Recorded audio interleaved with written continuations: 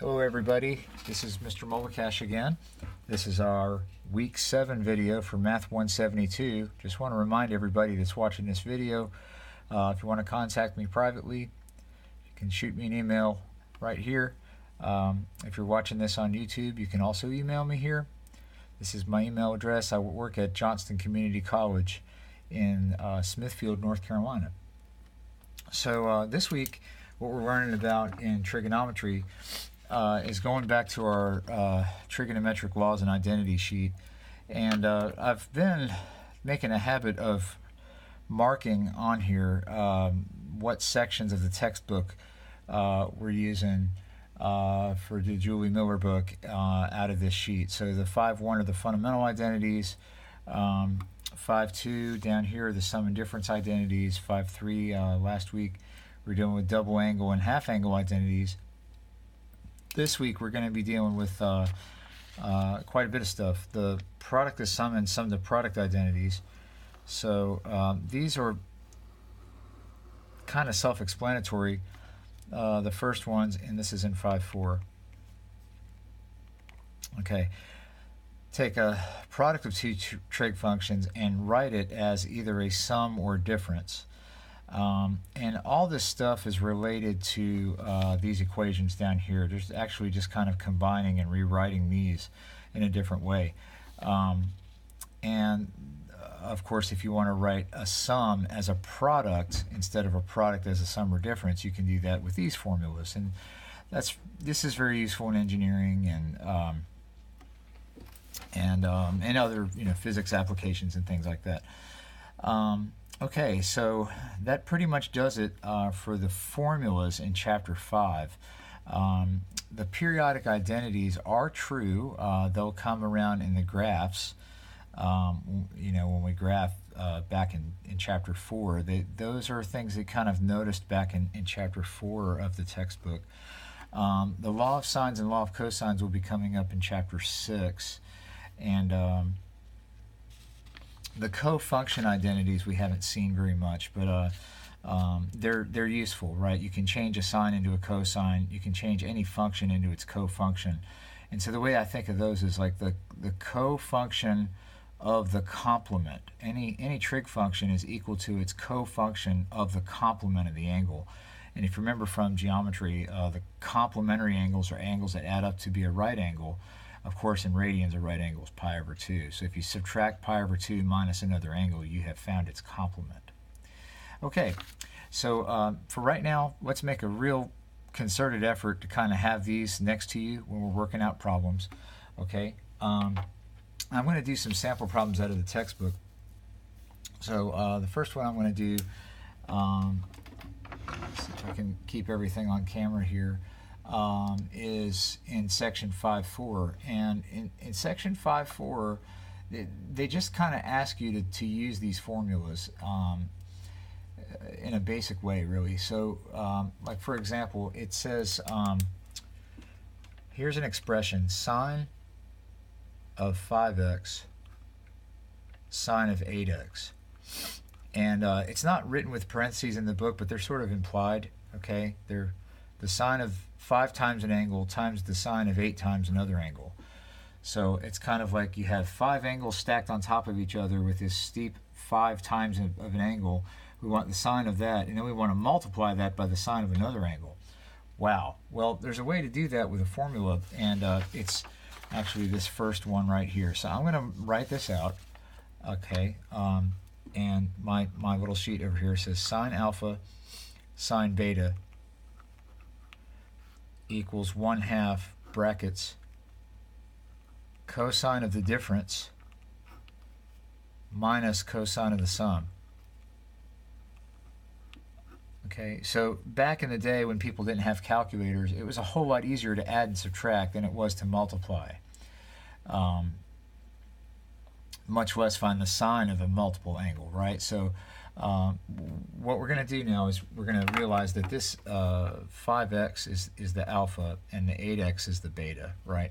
So what we're going to say now then is the sine of 5x times the sine of 8x is equal to 1/2 cosine of something minus cosine of something else.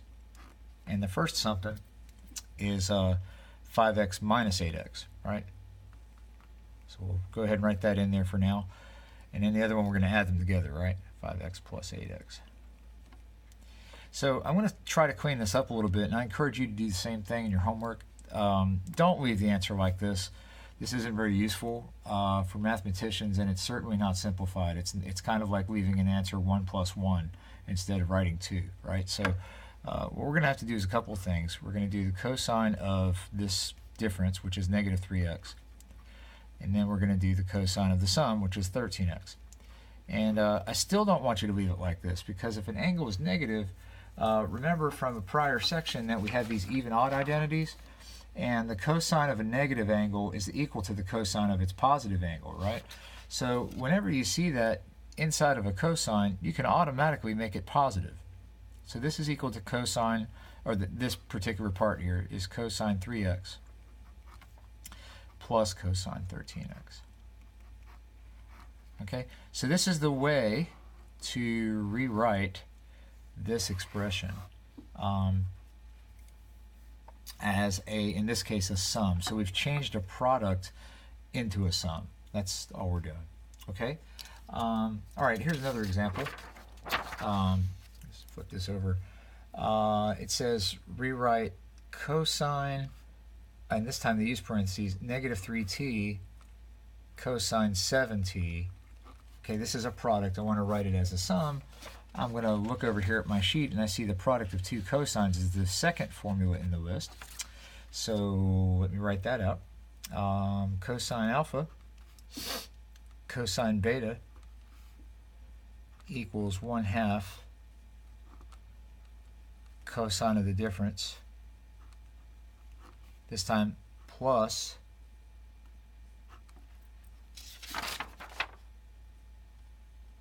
okay, I realize I did something wrong on this last problem. Sorry about that, folks. This minus should still be a minus. So I'm hoping you didn't stop the video a few seconds ago, but this should still be a minus. So my bad for messing that up. Because the minus on this formula definitely turns into a plus. And I'm sorry that I messed that up. Okay. So on this one, there's your alpha and there's your beta. So you're going to do 1/2 cosine of negative 3t minus 7t plus cosine negative 3t. And I like to put the tails on the t so they don't look like plus signs. Plus 7t. Okay. All right, so just keep on, right? We're going to clean this up like I talked about before. So this is negative 10t, and this is 4t. And remember, all negatives at the very end can become positive, right? So this is cosine 10t plus cosine 4t, and we are done. This is now a sum. So we've changed a product into a sum, right? Kind of interesting here. You can do this problem slightly differently. So if you'll remember this, in the very beginning, you could have changed this negative 3t to positive 3t and done it that way. So again, if we do it like that, right? If we do it like that, then what we're going to have is 1/2. Okay, we have 3t minus 7t now. And then what have we got? 3t plus 7t. And I'm trying to put the tails on my t's again. All right, so what have we got? This is cosine negative 4t. And this is cosine 10t. And remember, all negatives in the end can become positive, right? So if you noticed a few seconds back in the video, this is the same exact answer that we got before, except the 10 and the 4 are switched around. And of course, addition is commutative, so we could do cosine 4t plus cosine 10t, and it's exactly the same thing. So, if you want to do that way from the beginning, that will definitely work. That will definitely work. Okay, great. So, moving on. Okay, so our next problem is a little different. to verify an identity, right? And so verifying identities can be a pain, as you saw in a previous video, right? So the only way to get good at that is by doing lots and lots and lots of practice. But here's the one that I want to go through in the book here. It's this problem, right? So there's those two things multiplied together, and we want to know, all right, does that really equal this? Sine squared x minus sine squared y. Okay, well, notice right off that on the left side, this is a product, and on the right side, this is a difference. Oh, wow, so I'm going to want to change a product to a difference, right? And so the first formula that we used is appropriate here, right? But the problem is that when we get the difference, we have to add and subtract things, right? So little kind of weird, right? It's a little interesting how, like, none of these formulas have all cosines or all sines, and here this is all sines, right? So what we have to do is rely on what we did before. We're going to change either the left side into the right side or the right side into the left side. And keep in mind too that you can also rely on other formulas, like for example the sine of x plus y by itself, right, is all this stuff, right? So you could do that, but I would caution you on using that formula, because it'll make this very complicated. Okay, so all right, what I'm going to do is I'm going to keep this as my goal. This is the goal. Okay, and so I'm going to work with this side and hopefully wind up with something that looks like this. Well, exactly this, in fact. So just as we did before, we're going to let this be alpha and this be beta, and I'm just copying off the formula sheet here. So now this left side is 1/2 cosine of alpha plus beta. All right, well, what is alpha plus beta? Well, if we add x plus y plus x minus y, the y's would cancel, and we get 2x, right? We get 2x. Oh, wow, that's a double angle from last week. Okay, so that is the cosine of alpha minus beta or alpha plus beta. Okay, I did this backwards. That's definitely alpha plus beta. So I need to put that over here. Sorry about that. Tell you what, I'll say this a little bit differently. Let's try to define what this whole thing is, just to make it a little bit more clear. So remember the formula: sine alpha sine beta is equal to 1/2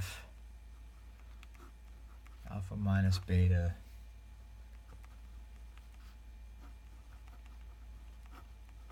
Okay, so over here I'm going to say alpha is x plus y and beta is x minus y. We've already said that, right?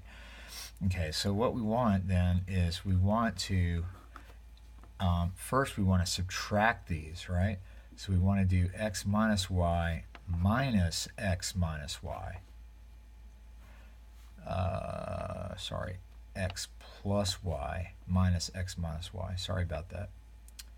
Making mistakes is okay if you know you're making a mistake, right? So sorry if I write something down, but I'll definitely do this right. Okay, so what happens when we do this, right? We get x plus y minus x plus y. The x's cancel out and we get 2y. So this should be 2y. Okay, minus. So what's this other thing going to be? Well, if we add alpha and beta, then the two x's are going to be added, and then the y's are going to cancel out, which is what I said earlier in the video. And I sort of jumped the gun. I did this first instead of the other one. Sorry about that. So anyway, yeah, this is x plus y plus x minus y, and the y's cancel, so you get 2x. Okay. All right. Now keep in mind our goal is this thing, right? So we might have to rely on like another formula. So I got to figure out, okay, how do I make the cosine of a double angle into sines. Well, I might use this right here, right? It's 1 minus 2 sine squared of the theta, right? Okay, so theta here is y. So let me write that over here. Theta is y. Or the other theta is, I'll put theta 2 is x. Okay, so this is going to be, this part right here is 1 minus 2 sine squared the original theta, which was y, right? Okay, and then this is going to be minus the same exact thing over here, but just x, right?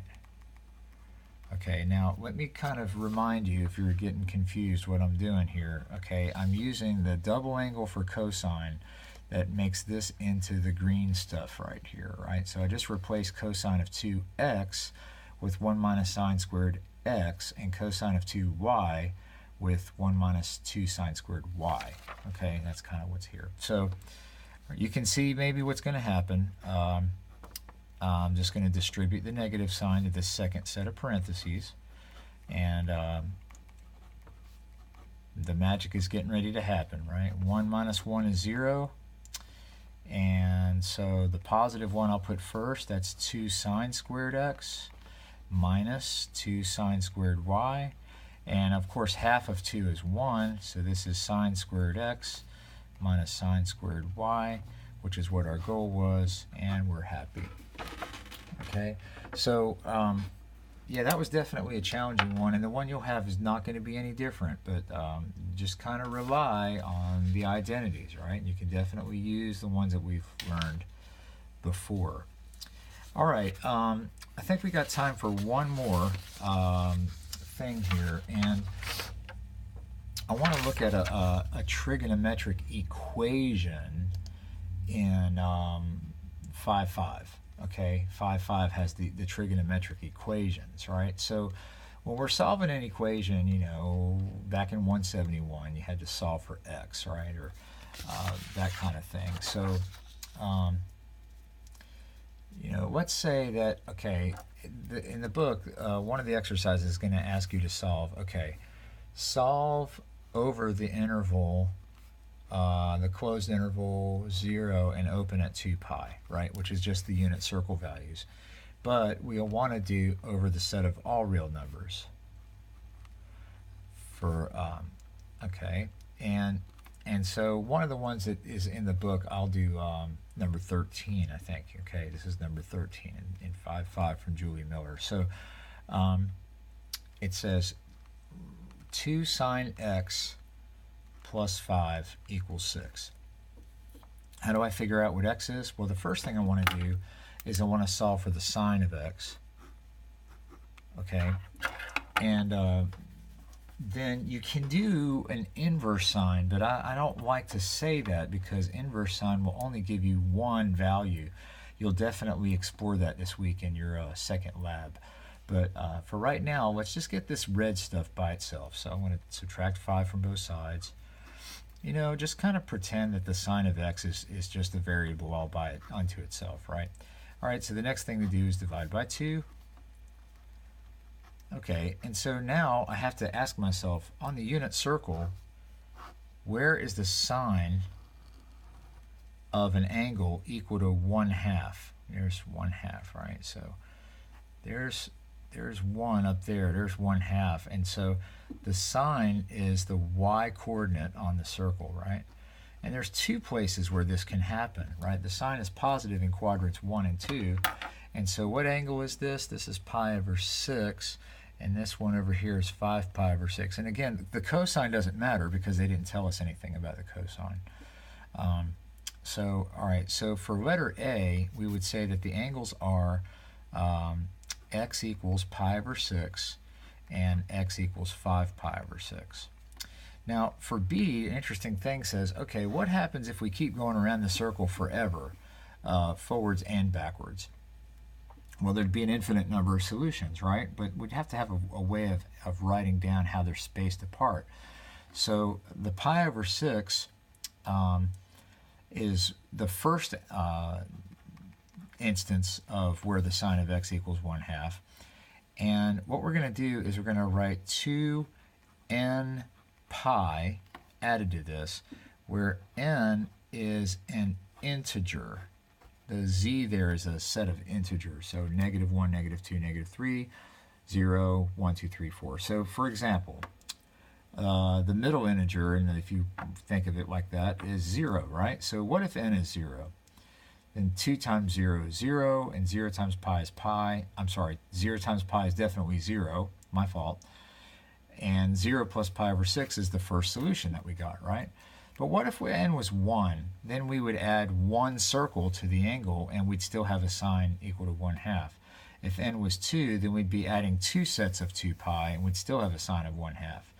3, if n is 3, 4, and so forth. And what if n is negative? Well, then we can go backwards one circle or backwards 2 circles. The other, initial angle here on the unit circle has to be written like this as well. Okay, so these are the solutions over the real numbers. There's an infinite number of them, but this is the way to describe where they're located as we travel forwards and backwards along the unit circle. So that's a little delve into what's going on. There are definitely more resources for this. In the e-textbook, there's videos, and then there's an extra video that I put from Patrick JMT in this week's assignment folder that definitely helps with more examples on this. So again, don't hesitate to reach out to me. Definitely get busy in the discussion board, work together on this lab, and really dig in and get busy this week. And hoping that you have a great week. Thanks.